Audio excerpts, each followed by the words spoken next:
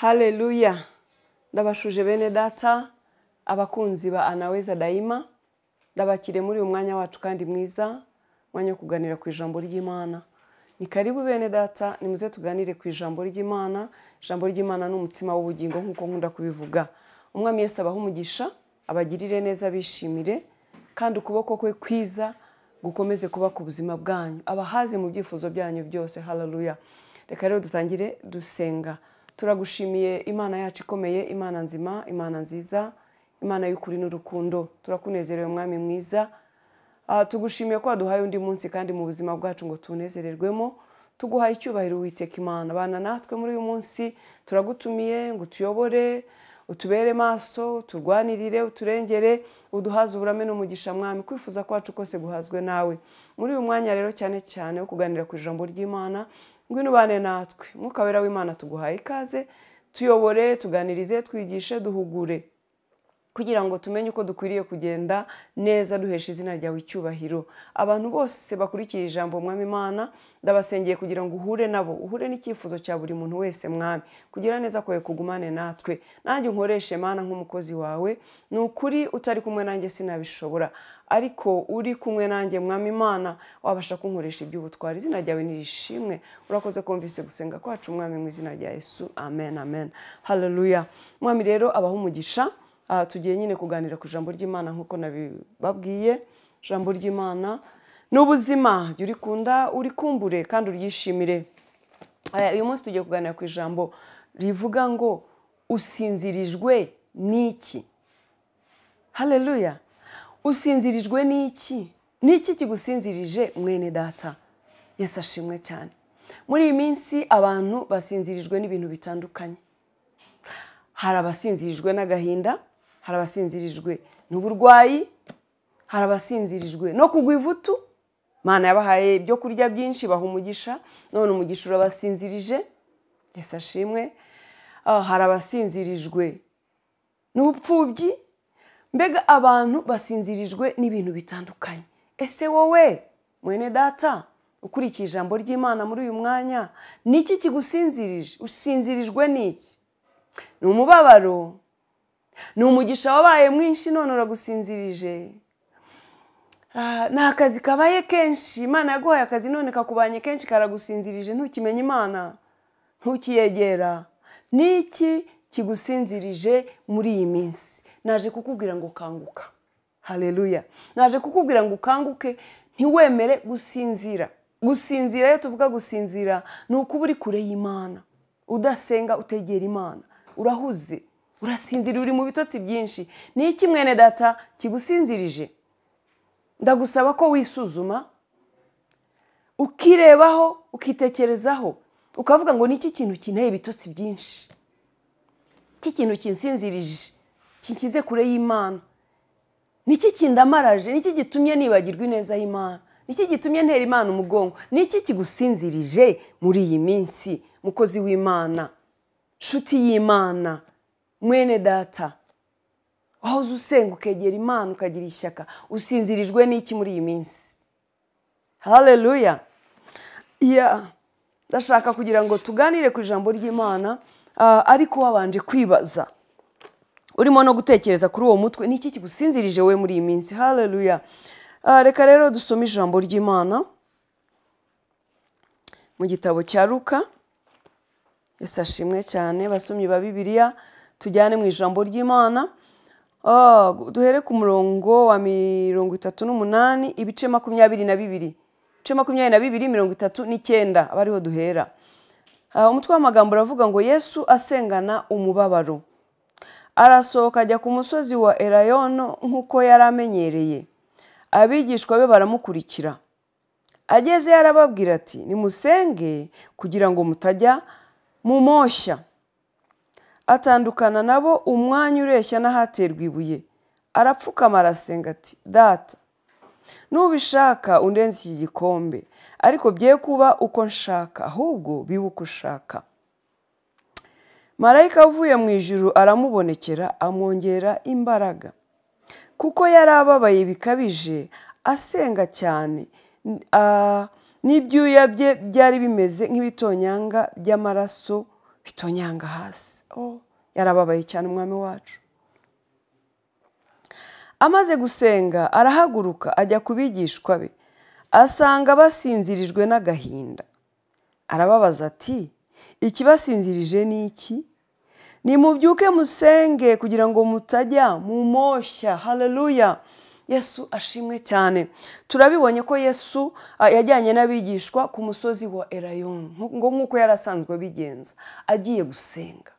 Ariko muri iki gihe ngo umwami Yesu yarababaye cyane, ngo afite agahinda kenshi, ngo yarasengaga akabira ibyuya by'amaraso kubera umubabaro yari afite, kubera ko yabonaga ibyo yari agiye kunyuramo, yabonaga uburyo yari agambaniwe mu maboko y'abanzi, yabonaga uburyo yari agiye kugirirwa nabi, uburyo yari agiye kubabazwa, gushinyagurirwa, gutotezwa n'abo yaje gucungura. Abona uburyo agiye kubambwa ku musaraba, gukubitwa imisumari, inkoni, kwambika ubusa, mbega kariya gashinyaguro kose yahuriye nako ku musaraba. Yabonaga uko bigiye kugenda, ishusho yose ayireba. Noneho kubera ko yari afite akamero k'umwana w'umuntu, yari ari mu mubiri, yari yambaye umubiri w'umuntu, ngo arababara cyane, ahagarika umutima n'ibyo agiye kunyuramo. Noneho ajya gusenga, agiye gusenga ajyana n'abigishwa baramukurikira. Ageze ku musozi we ajya ku ruhande arabasiga, ajya gusenga, gutabaza Imana kubw'ibikomeye yabonaga imbere ye. Haleluya! Mwene data, wowe iyo ubona ibikomeye imbere yawe ubigenza ute? Utabaza nde? Uririra nde?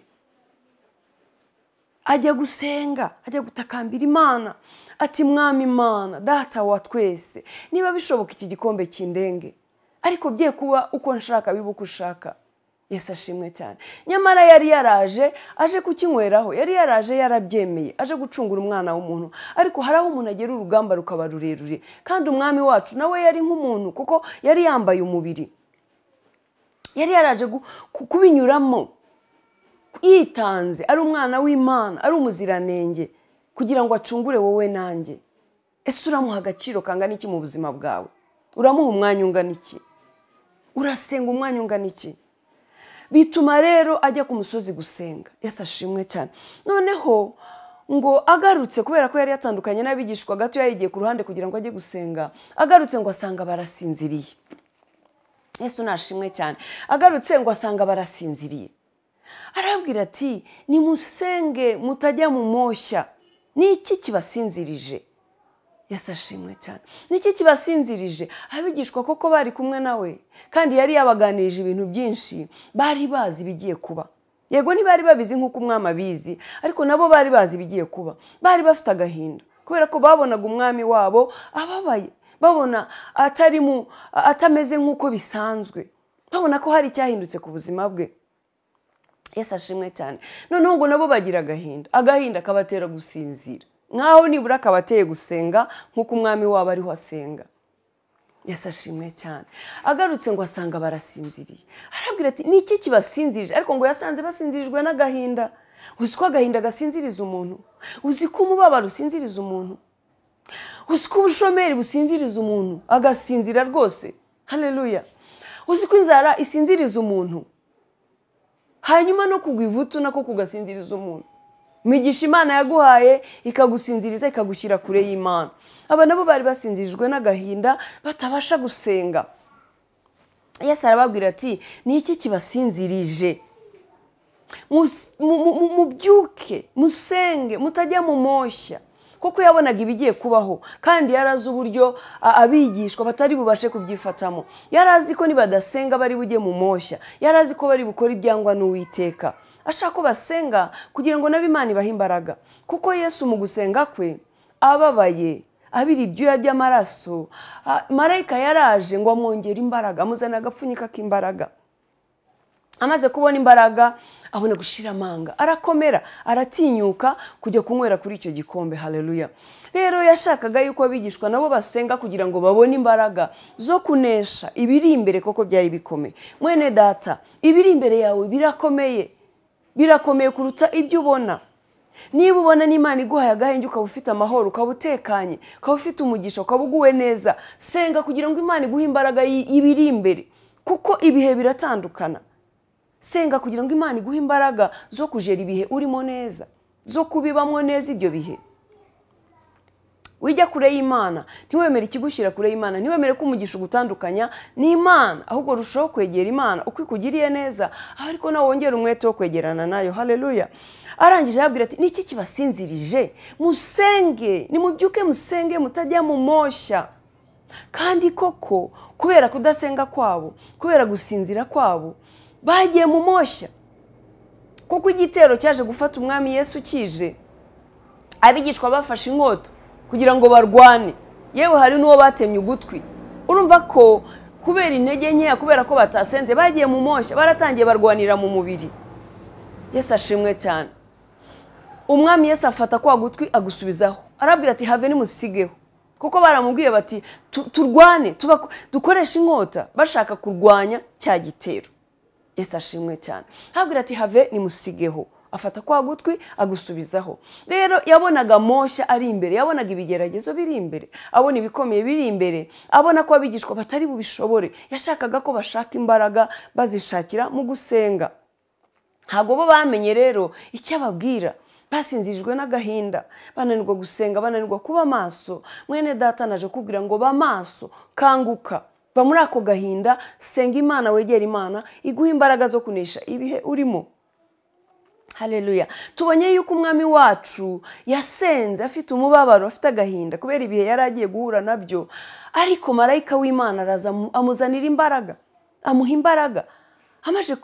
Amaze kumuha imbaraga, nibwo rero yongeye gukomera, yitegura guhura n'icyo gitero. Abwira abigishwa ati nimuze tugende kuko ungenzi ari hafi, araje. Ariko mbere byari byamugoye, yibaza ibyo agiye kunyuramo bikomeye. Mwene data, birashoboka ko hari ibyo ubona imbere yawe bikomeye uri munyuramo, cyangwa se biri imbere yawe ubona bigiye kuza, bigiye gusohora. Icyo ukwiriye gukora ni ugusenga kugira ngo utajya mu moshya, kuko hari igihe ibigeragezo bidushyira kure y'Imana, hari igihe intambara ibikomeye bidutera kwirwanirira, tugakora ibyangwa n'Imana, tukaba dutandukanye n'ineza y'Imana, tukaba tuyiteye umugongo, nk'aho ahubwo byarushijeho kukwegereza Imana. Urajya kure y'Imana, se ninde uzakurwanirira? Ninde uzagutabara? Ninde uzakurengera? Egera Imana, ibikomeye bikwegereza Imana, ibyiza Imana iguhaye nabyo bikwegereza Imana, kugira ngo iguhe ubwenge bwo kubyitwaramo, iguhe uko ugenda. Haleluya. Nta kintu na kimwe bene data gikwiye kudusinziriza, gikwiye kudutandukanya n'Imana, gikwiye kudushyira kure y'Imana, kuko hafi y'Imana niho hari ubuzima, niho dusoroma imbaraga, niho dukura ubuzima, niho dukura umunezero, niho dukura ibyiringiro, niho dukura gukomera, niho dukura kunesha. Urajya kure y'Imana, hanyuma ibyo biragenda bite? Umwanzi arakubona, kandi icyo Satani abashaka ni icyo ashaka ko tujya kure y'Imana. Ese urashaka kumutiza umurindi? Umwanzi ukurwanya, nawe urashaka kumuha imbaraga, kumukomeza, kumushyiriraho uburyo bwo kurushaho kukurwanya. Hoya, kanguka, kanguka, va mu bitotsi, kanguka. Yewe usinziriye we, kanguka, Kristo akumurikire. Kanguka, wegere umwami Imana aguha imbaraga, wisinzirizwa n'umugisha Imana yaguhaye. Wiyitera umugongo yarakugiriye neza, numara kwitera umugongo ejo ninde uzagutabara? Ninde uzakurengera nugera mu bihe bikomeye? Wisinzirizwa n'ikintu na kimwe, ntihagire ikintu n'iki na kimwe kigushyira kure y'Imana. Ahubwo senga utajya mu moshya, kuko amoshya yo ni menshi. Amoshya ni menshi kuri iyi si, ibyatuma ujya kure ni byinshi. Nawe uri umuntu wakora ibyo abandi bakora, nawe uri umuntu wabeshya, wariganya, wakwirwanirira, wasambana, wakwica, washakisha inyungu zitandukanye no gushaka kw'Imana, wakwirwanirira, waroga, wakora bibi byose abandi bakora, kuko uri umuntu. Mwene data, kanguka rero, usenga Imana, wegera Imana, utajya mu moshya. Nibyo Kristo yababwiraga ati musenge mutajya mu moshya. Niki kibasinzirije? Wowe niki kigusinzirije mwene data? Wirinde gusinzira, wirinde kwibagirwa ineza y'Imana, wirinde kujya kure. We wagiriwe neza n'Imana, ubuntu bw'Imana bugutera ahubwo kuyegera cyane, kugira ngo ugendere muri yo, ukorere muri yo, uvugire muri yo, ukorera akazi muri yo. Mbega Imana ibe imbaraga zawe, ibibyiringiro byawe, ikuyobore, umucyo wayo ukumurikire. Kanguka rero mwene data, wikwemera gusinzira, wisuzume, wirebeho, wibaza uti muri iyi minsi mbanye n'Imana, niki kinsinzirije? Niki kinkize kure y'Imana? Niki gitumye ntera Imana umugongo? akazi Imana yampaye kuki gatumye njya kure y'Imana? Haleluya. Wisuzume rero mwene data, wange ikintu cyose cyagutandukanya n'Imana, cyatuma utagira umwanya mwiza wo gusenga, cyatuma Imana yawe utayigirira umwanya.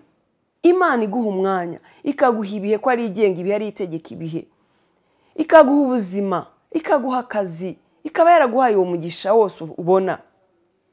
Yaraguhaye abana, yaraguhaye urugo, yaraguhaye akazi. Wa munyeshuri we yaraguhaye kwiga neza, ikaguha ubwenge, ukaba wiga uri umuhanga. Wowe ku kazi urakora uri umuhanga, gihe cyose bakaguha ibihembo ko wakoze neza, cyangwa se bakakuzamura, ufite promotion mu kazi, umeze neza, barakuzamuye. None niki kigushyize kure y'Imana? Niki kigusinzirije? Imigisha y'Imana ntigushyire mwene data kure y'Imana. Kandi nawe uri mu mubabaro, ufite agahinda nk'ako abigishwa bari bafite ko babonaga ibigiye kuba ku mwami wabo, bikabatera gusinzira. Ahari aho baranibazaga bati, ubundi uyu mugabo ntiyatubeshye ko yatubwiye ko ari umwami, kandi ko twagiye tubona ibitangaza akora? Niki gituma yemera kunyura mu bihe nk'ibi ngibi tubona? Ko tubwira ngo agiye kudusiga, yaradukuye mu byacu, yaradukuye mu burobyi, akadukura mu buhinzi, akadukura mu byo twakoraga. None agiye kudusiga. Bari bafite agahinda, batangiye kwicuza, bibaza ibigiye kubabaho. Hari aho nawe uri urashidikanya Imana n'imbaraga zayo. Ariko mwene data, wijya kure y'Imana, wisinzira ibitotsi bigutandukanya n'Imana, ahubwo egera Imana, wegera intebe y'imbabazi z'Imana, usenge, ushake mu maso h'Imana, ushake imbaraga z'Imana, usaba Imana kugukomeza, kuguha imbaraga muri ibyo ngibyo uriho unyuramo. Saba Imana igushoboze, igushyigikire, kunesheshereze, kugira ngo uzabisohokemo amahoro. Twabibonye ko Yesu yahawe imbaraga zimaze kumugeraho, yaranesheje, anywera ku gikombe Imana yashakaga ko anyweraho. Ahari aho nawe hari igikombe Imana ishaka kunyweraho, hari ibigerageza Imana ishaka kunyuramo kandi ukabinesha, kugira ngo nubivamo izaguhe umugisha, izakugeze ku rundi rwego. Umwami wacu Yesu, nyuma yo kunywera ku gikombe Imana yashakaga ko anyweraho, nyuma yaho yahawe izina risumba ayandi mazina, habwa icyubahiro ku isi no mu ijuru. Izina rye risumba ayandi mazina, niryo twahawe gukirizwamo, niryo dutabarirwamo, niryo dusengeramo, kubera yuko yanesheje, yahawe imbaraga akanesha. Mwene data, nyuma yo kurwana urugamba ukanesha, udatukishije izina ry'Imana, udakojeje Imana isoni, hari ubundi bwiza, hari undi mugisha, hari ukundi kunesha, hari ikindi gikundiro, hari ayandi mahoro, hari ubutsinzi. Nyuma yo kunesha ibyo unyuramo, hari ukundi kugirirwa neza n'Imana, izakugeza ku rundi rwego. Komera rero, senga Imana iguha imbaraga kugira ngo uneshe, utagwa mu moshya, kuko nyuma y'ibyo ngibyo uzabona ineza y'Imana ku rundi rwego. Haleluya. Rero ndagira ngo usubize amaso inyuma, utekereze, wibaze, wisuzume, wiyinire, urebe buryo ki ushobora kuba ugiye kure y'Imana kubera kudasenga. Buryo tudasenga ntacyo tutakora. Iyo tudasenga kwatukisha Imana, twakora ibyangwa n'amaso y'Imana, ndetse ushobora gukora ikintu umuntu akajya yibaza ati uwo ni runaka wakoze ibyo, mukozi w'Imana, wasengaga, wigishaga ijambo ry'Imana, wakoraga imirimo y'Imana, cyangwa uwo ni runaka wari inyangamugayo ukoze ibyo. Yego, niwe ubikoze, kubera kudasenga yagiye kure y'Imana. Yego, njye mama Matilda, ni njyewe ubikoze, ni njyewe wabikora, kubera wenda kudasenga najya kure y'Imana, nanjye ngakora byose, nta na kimwe umwana w'umuntu atakora. Burya Imana iturimo n'umwuka w'Imana uri muri twe, niwe utesha akavuga ati have wikora ibyo, have witukisha izina ry'Uwiteka, have nzakurwanirira, have nzakurengera. Natwe turi abantu twambaye umubiri, twabikora byose, ariko kubera kurushaho kwegera Imana no kuba hafi y'Imana, igenda iturinda, ikagenda icisha bugufi kamere, ikagenda ikubwira iti hoya, have. Waba wagambiriye rwose runaka wankoreye iki n'iki, have nanjye nzamwereka. Ukagira inzika nk'abandi kuko uri umuntu, ukumva wakwirwanirira, ukumva uti nanjye nzamwereka, ndetse ukabitekereza ukabigambirira. Ariko ijwi ry'Imana rikakongorera iti uramwaye.